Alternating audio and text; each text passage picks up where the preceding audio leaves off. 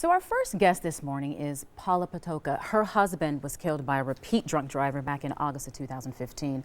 The drunk driver also died in that crash, leaving her family no justice. Paula, thank you for joining us this morning. Thank you for having me.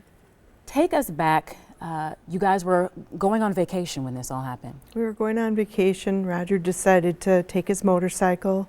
We were going up to Shawano, where we always went up for vacation. Me and the kids, actually Ryan, my son, 12 at the time, he was on the back of that motorcycle to start with. And it started raining really hard. Me and Sarah, my daughter, were following him in the Suburban. And around Holy Hill area on the freeway, Roger had stopped under an underpass or whatever. And he called me and said, it's raining too hard, come back and get Ryan.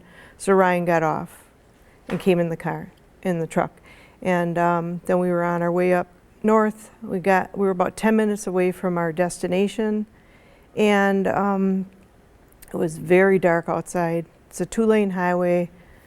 We were going 55, I think my thing was set at 60. And you know, Roger was about 5 car lengths ahead of me, 4 to 5 car lengths ahead of me. And a truck came down the hill. All I could see was the lights at first, and then he got kind of like right up to Roger, and he suddenly turned and went on his side of the road and hit Roger at that high rate of speed.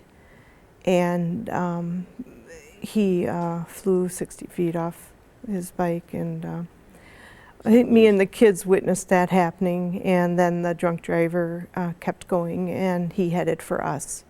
And then he hit us head on. And it was not only terrifying to see your husband die in that way, and then also have our accident as well, head on, and lift your head up from the airbag and see the guy who killed you right across from you and the windshield right across from you. So the horror of this, living it, witnessing it, when did you learn the driver was drunk? And when did the horror turn to anger to find out that he was a repeat drunk driver?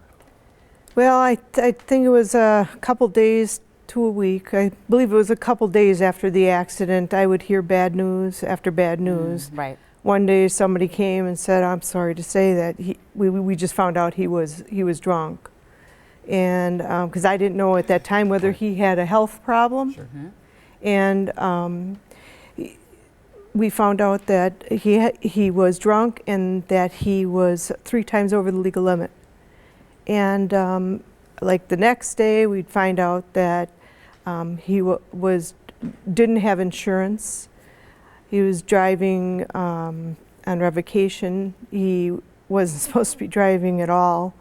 And so when you're seeing all of this unfold, that you're saying, how could this happen? Where are the laws? How is Wisconsin protecting people like yourself going on a simple summer vacation? Who protects Roger? Who protects? Who protected us that night? What have you learned? I learned nobody was protecting us. Is that what frustrates you most about I'm very frustrated. You know, that man who killed my husband that night was sentenced to 14 months in prison for 4 OWIs. Roger would have been his 5th. And some judge thought it was okay to let him out after 9 months. And so what happened? He didn't learn his lesson. He came and drove again drunk. Let me ask you, if you had the platform to talk with lawmakers, what would you say to them? They're not strong enough. The laws are not strong enough. Can't we get with the program? Can't we get with the other 49 states? Other people in other states say that our state is laughed upon because of our ridiculous laws. Well, Paula, we appreciate you sharing your story, and we're going to talk to some lawmakers coming up here about what you just said. In fact,